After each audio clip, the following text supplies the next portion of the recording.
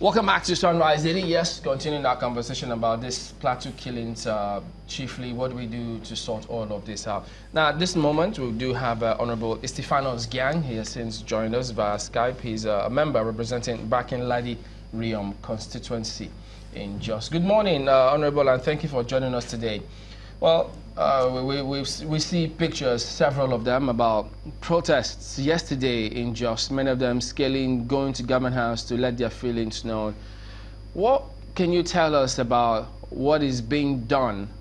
First of all, identify the cause of this. Let's hear from you because you're in touch, you're there. What do you think is the cause of this, first of all? Thank you very much. This is the constituency that I'm representing in the National Assembly. And I want to say that the issue at stake is simply an agenda of land grabbing. I say so because these attacks have been sustained over 10 years. And in the process of these 10 years, village after village has been overrun, attacked, the people displaced, massively killed, and the land taken over and occupied by killer herdsmen. And the latest attack is in furtherance of that same land grabbing agenda. So to that, over 4 villages have been added to the 45 that have already been overrun and are under forceful occupation.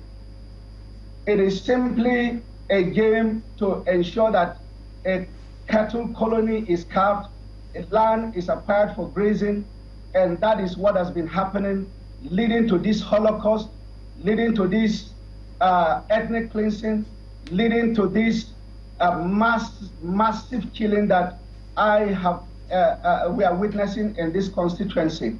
It is very unfortunate, it is condemnable, and I thank the international community and all Nigerians that have risen as one people to condemn this act of man's inhumanity to man, to condemn this Holocaust, to condemn this dastardly acts. It is indeed very harrowing, very, very harrowing that over 200 people will be killed in cold blood without any resistance by the state apparatus. It is very, very unfortunate.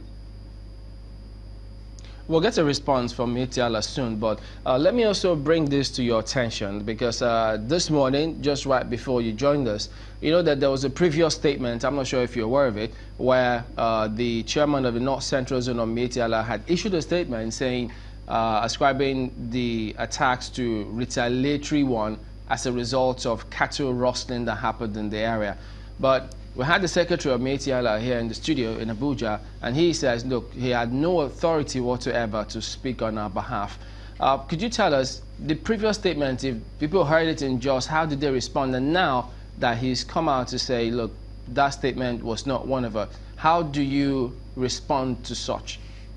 It is clearly, we now have a lead as to the persons that are behind the killing. He has owned up to it. And he is the one now to be called by the security agencies. We don't need any other lead. We have a lead already. And it is very clear he has owned up to it.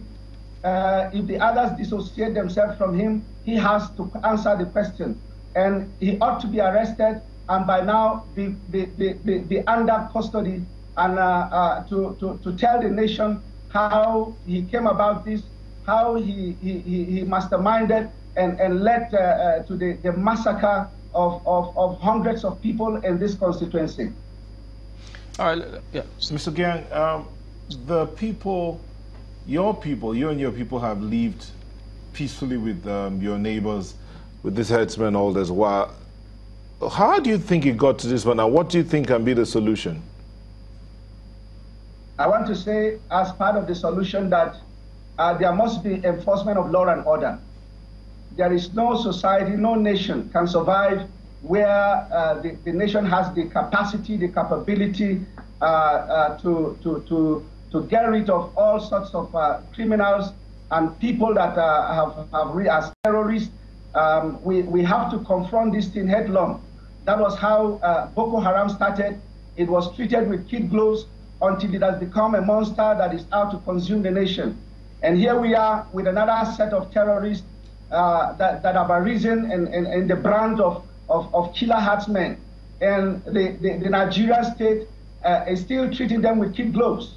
And it is necessary that this thing has to be treated headlong. The capacity, the capability of the Nigerian state must be deployed to ensure that we do not again have another Boko Haramic experience on our hands.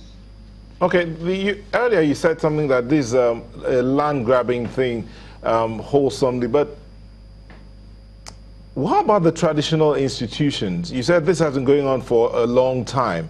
What's the role of the traditional institution in helping to curb this trend, which you say has been going on for a long time? I want to say that all sorts of peace, all theories that has to do with peacemaking, peace building, conflict resolution have been experimented on the Plateau. But the issue is that they will not own up to peace. They will not own up to dialogue, because owning up to dialogue and peace will defeat the agenda of land grabbing and annexation. So traditional rulers, about 3 of my traditional rulers have been killed already. 3 are presently living in exile. Just of recent, 2 of them had to escape from their palaces. So the traditional institution is not left out. There is no nobody, whether traditional, whether churches, they are not left out. And I don't know what that has to do with churches. The recent attack in a community in Doroa, all the churches in that community were destroyed and burned down.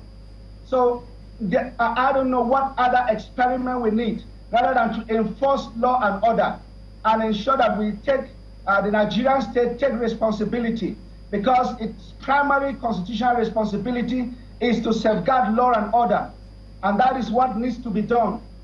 The Nigerian state must rise up to its constitutional responsibility to ensure that this thing is arrested in my constituency. Otherwise, a whole ethnic group will be cleansed in Nigeria. And that is what I'm pleading. I've been pleading with Nigeria for long. And I want everyone in Nigeria to rise up and condemn and call on government to take responsibility for the safety of lives and property in my constituency before we are wiped out.